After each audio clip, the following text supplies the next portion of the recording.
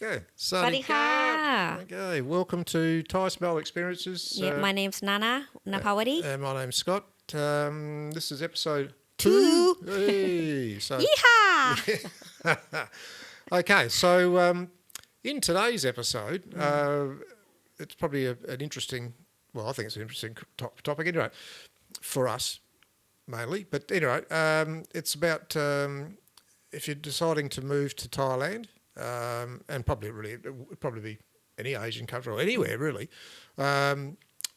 about bringing your furniture or belongings and how to do it and the options. I suppose how to do it. The options to do it. เมื่อมองดูนกพกพินบินลับไป So. Okay, so we came from Australia. I'm Australian and Nana's a Thai citizen. So we decided to bring our personal belongings, which in the end filled a 20-foot container. That's without a lot of our furniture because we actually sold that with the house. So we had quite a few items of our own personal, like a few things we got here.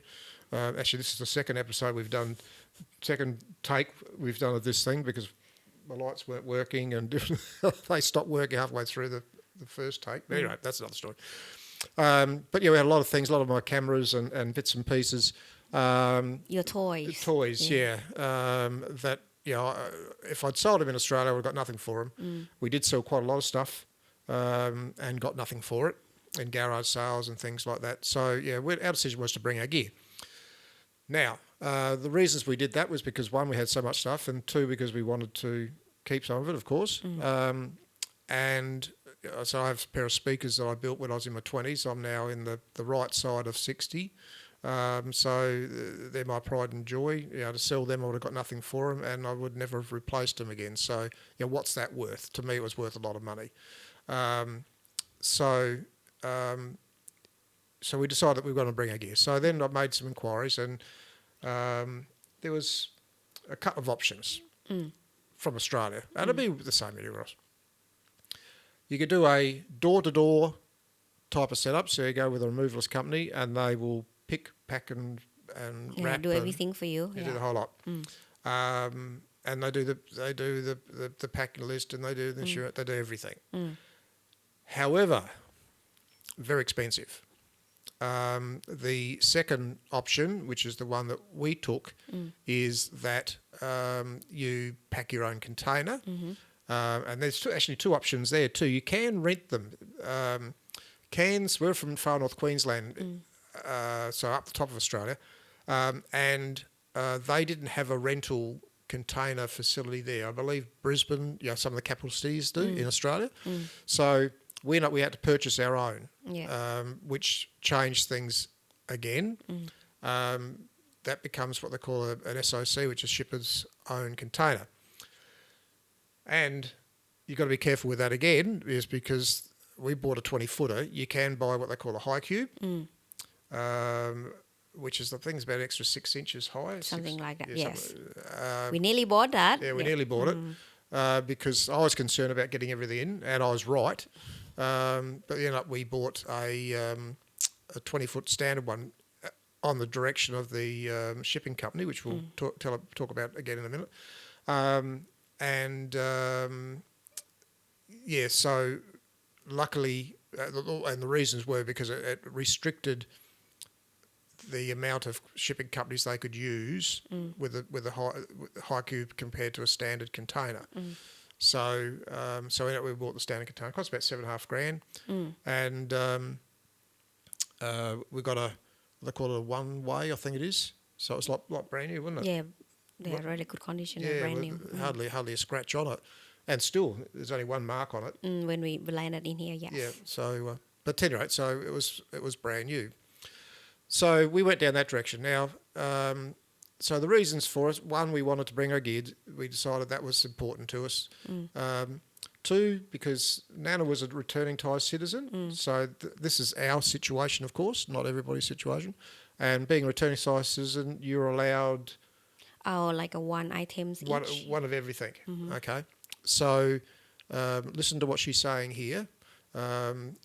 We packed it ourselves. We did our packing list, and with the direction of both the Australian contact as far as out of Australia, and then also coming into Thailand. Yeah. So we packed it, and I packed it like it was a baby. So it took me 2 months to pack everything, but nothing's moved, nothing's scratched, nothing. It was just come. No broken. Nothing broken. A little bit of mould only from storage in cans, not in the container, but in a storage shed before we put it in the container. So it took me a long time, but we did our own packing list. We did everything ourselves, and so we saved a lot of money there. So it cost us $7,500 for the container, about $6,500 for the company in Australia to get it over to Thailand. Again, that'll vary. Most of the expense was from Cairns to Brisbane, where the container left from. People from a capital city in Australia, for instance. And again, it'll work for most places around the world. If you're in a capital city, it's going to be cheaper. We were regional, so we had being Australia's such a huge country, had to travel 1,800 kilometres from Cairns to Brisbane before they put it on the train. Put on the ship. So we had a fairly expensive costs just in transport in Australia. But what's not expensive in Australia? So anyway, our decision was based on we wanted our gear. It was important to us. Nana was returning Thai citizen, so we knew that tax wouldn't be a big issue. And we didn't know what we were doing here. We were going to build. That is put on hold a little bit now. But having the container has given us the flexibility to make up our mind what we want to do, and not worry about having it stored somewhere. We've got it stored on a friend's block of land, which is really nice of it. It'll let us do that. Storage facilities, haven't found much in Thailand. There's some in Bangkok. And Chonburi, which is over by the Lachabang, where the port. Port, yeah. So, but I couldn't find anything here. So there's other things you've got to consider. If you do want to bring your gear over here and you're not ready to put it into a house, where you're going to store it, even if you've got it in your own container, where you're going to put the container. So there's all these things you got to consider. But as I said, for us, it was important to bring our own things. We were a returning Thai citizen, so the shipment went in Nana's name, and we had the option of storing it here without a problem. And we've already been offered $4,000 for the container. For the containers. So, it ticked all of our boxes. The other things you got to consider is rental properties in Thailand. What do you say? 90%? Yeah, 9%, 90%. That's fully furnished. Fully furnished, yeah, and also a lot of the newer homes. If you buy into a development, you can buy them like furnished or unfurnished. Yeah. So if you're going to buy in a development, well, then you do have the option, so you can bring your own furniture and put into the house if it's important to you. But so you've got to consider each individual circumstance is going to be different. The costs are going to be different on locations, of course, and also taxation, import tax and things is going to be something that people, irrespective if you're Thai coming back or if you're two expats or two Farangs coming here, you're going to be hit with tax, and they really tax quite high on electric goods. So be mindful of that and make that into when you're considering, put that into considerations. Now, the two companies that we used, and hopefully they see this, the one in Australia was Overseas Packers and Shippers. Fantastic. I think the lady's name was Heather. She was just great, absolutely great. And once we'd made the decision that we were going to use them, we found out who was going to be handling at this end because they don't do it all the way through. They get it to Thailand, to the port, and then it's taken over by an importing company. And they were... Bunma. Yep.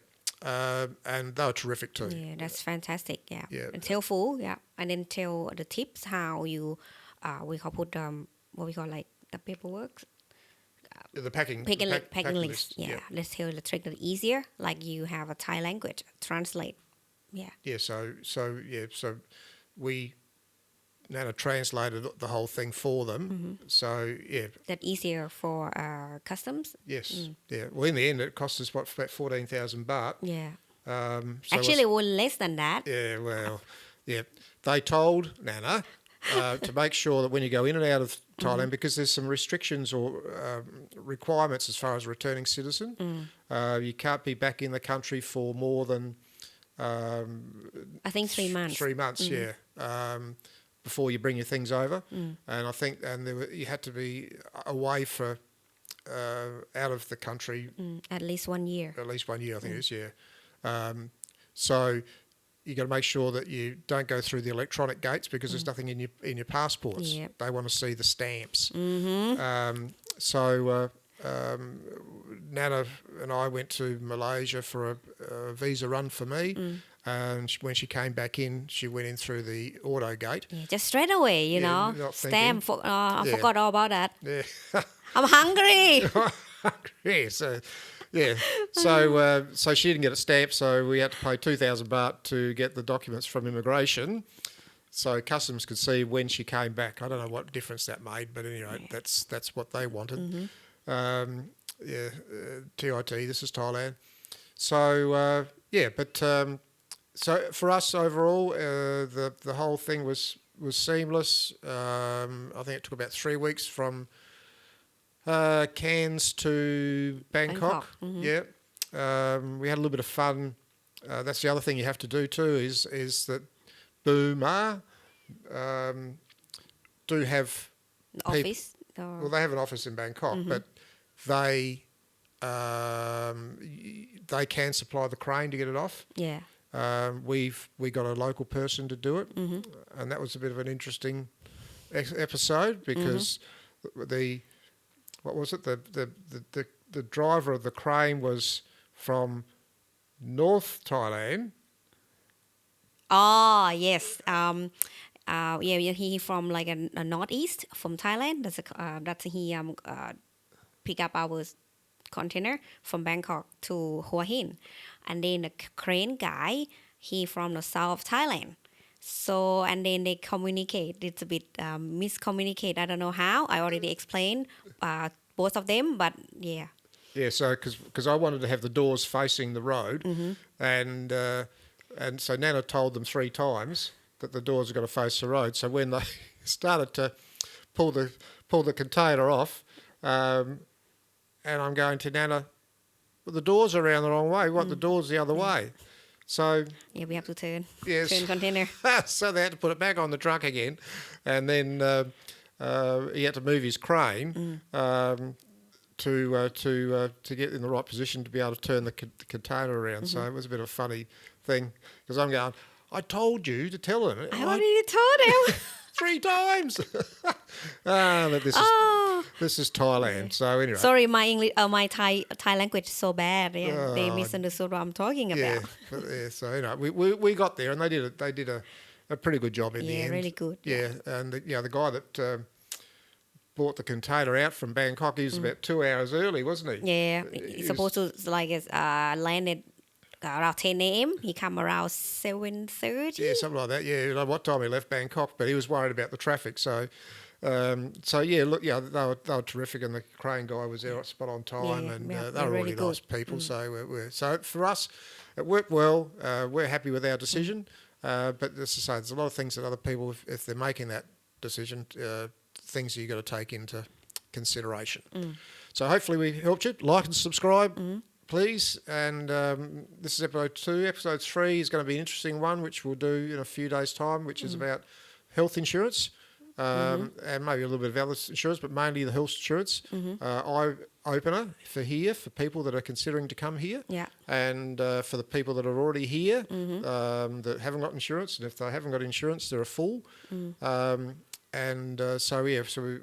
we've got a bit of insights into those options and things you've got to be careful of, and et cetera, et cetera. So thank you for your time. Hopefully you watched it till the end. Hopefully I didn't ramble on too much. And have a great day. Yeah. See you later. สวัสดีค่ะ